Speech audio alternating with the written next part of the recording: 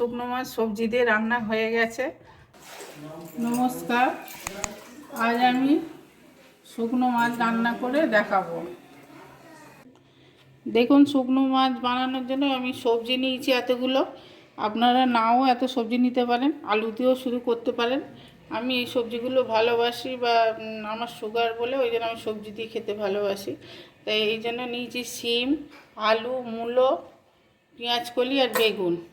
আচ্ছা, এদিকে নিয়েছি পেঁয়াজ কেটে নিয়েছি, মটরশুঁটি নিয়েছি, টমেটো নিয়েছি, ধনেপাতা নিয়েছি। আর এই মাছকে গরম জলে আধ ঘন্টা ভিজিয়ে রেখেছিলাম, কষকষে গরম জলে একেবারেই ভিজিয়ে রেখেছিলাম। তারপরে ভালো করে ধুয়ে পরিষ্কার করে এইভাবে নিয়েছি এটা। আর এবার মশলা কী কী লাগবে: রসুন, আদা বাটা, লঙ্কা বাটা, জিরে বাটা, এটা লাল লঙ্কার গুঁড়ো, এটা কাশ্মীরি লঙ্কার গুঁড়ো, হলুদ, আর কাঁচা লঙ্কা নিয়েছি কটা। আর ফোড়নে দেবো 5 ফোড়ন আর কালা জিরে নিয়েছি একসাথে, আর তেজপাতা নিয়েছি। 2 রকম তেল, সাদা তেল আর সর্ষের তেল, আর লবণ। এবার চলুন রান্না করব। সাদা তেল দিলাম আর এই সর্ষের তেল দিলাম। সব সবজিগুলো এক একে ভেজে নেব। প্রথমে বেগুন দিলাম, বেগুনটা ভালো করে নাড়তে থাকবো। লবণ আর হলুদ দিয়ে ভালো করে বেগুনটা ভাজবো। বেগুন ভাজা হয়ে গেছে, এবার তুলে রাখবো। আলুটা দিয়ে দিলাম, তারপর নুন হলুদ দেবো, দিয়ে ভালো করে ভেজে তুলে রাখবো। আলুটা তুলে রাখলাম, তারপর মূলো দিলাম, দিয়ে নুন হলুদ দিয়ে আবার এটা মূলোটাকেও ভাজবো। পেঁয়াজ কালিটাও দিয়ে দিলাম, দিয়ে আবার নাড়তে থাকবো। এবার সিমটাও দিয়ে দিলাম, দিয়ে একসাথে 3টে সবজি ভেজে নেব। সব সবজিগুলো আমার ভাজা হয়ে গেল। সর্ষের তেল দিলাম। এই যে যেতে একটু নুন হলুদ দিয়ে মাখিয়ে রাখবো, এটা ভুলে গেছি দেখাতে। এটা এইভাবে মাখিয়ে নেবো নুন হলুদ দিয়ে। নুন হলুদ আর একটু সর্ষের তেল দেবো। এই যে দেখুন, একটু সর্ষের তেল দেবো, দিয়ে এটা মাখিয়ে নেব। এই যে এটা ভালো করে মাখিয়ে নিলাম, দিয়ে এবার তেলের উপর দিয়ে দেবো।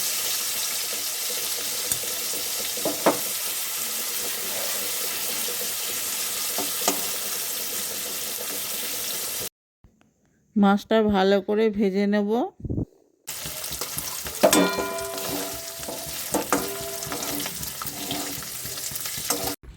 এবার ভেজে মাছগুলো তুলে নেব। এবারে বাকি মাছটাও ভেজে নেব।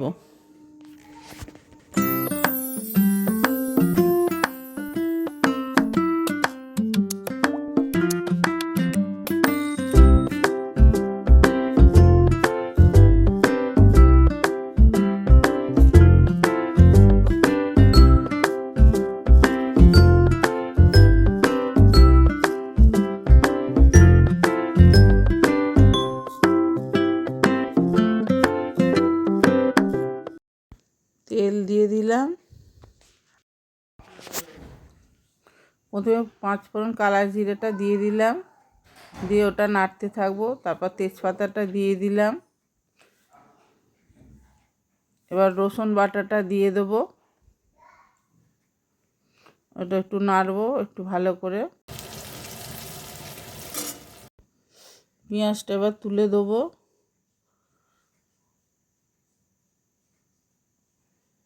দিয়ে ভালো করে নাড়তে থাকবো যতক্ষণ না লাল হচ্ছে, এটা নাড়তে থাকবো। এবার আদা বাটাটা দিয়ে দিলাম, এটাও ভালো করে নাড়তে থাকবো, একটু ভাজা ভাজা গন্ধ বেরোবে। ভালো করে ভাজা হয়ে যাবে, তারপরে লঙ্কা বাটাটা দেব, দিয়ে ভালো করে নাড়তে থাকবো।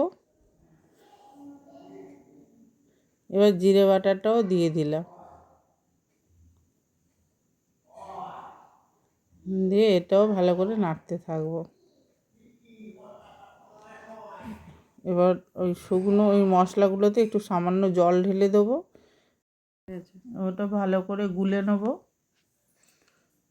ভালো করে গুলতে থাকবো, গোলার পর এটা ওই কড়াতে যেসব মশলা টশলা আছে ওতে ঢেলে দেবো। সব মশলাগুলো ভালো করে ভাজতে থাকবো যতক্ষণ না তেল বেরিয়ে যাচ্ছে। কেটে রাখা টমেটোটা দিয়ে দিলাম, ওটাও দিয়ে আবার নাড়তে থাকবো। ধনে পাতাও দিলাম, এটাও দিয়ে আবার নাড়তে থাকবো। ভেজে রাখা মাছ সবজি সব আবার এই মশলার মধ্যে দিয়ে দেবো। দেওয়ার পরে এবার ভালো করে আবার নাড়তে থাকবো। এবার মটরশুঁটিটাও দিয়ে দেবো, নাড়তে থাকবো। দিয়ে লবণ দেবো পরিমাণ মতো, দিয়ে আবার ফের নাড়তে থাকবো ভালো করে। এটা গরম জল ঢেলে দেবো।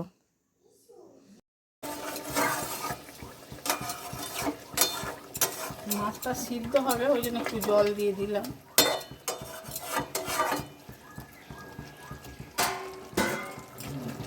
আমি চাপা দিয়ে দিলাম, ধনিয়া পাতাটা দিয়ে দিলাম, একটু চাপা দিয়ে দিলাম। চাপাটা খুলে নিলাম, নিয়ে খুন্তি দিয়ে ভালো করে আবার একটু নাড়তে থাকবো। আমার রান্নাটা হয়ে গেছে, এবার গ্যাসটা অফ করে দিলাম। এই যে আমার দেখুন শুকনো মাছ সবজি দিয়ে রান্না হয়ে গেছে, খুবই দেখতে ভালো লাগছে, খেতেও খুবই ভালো হয়েছে।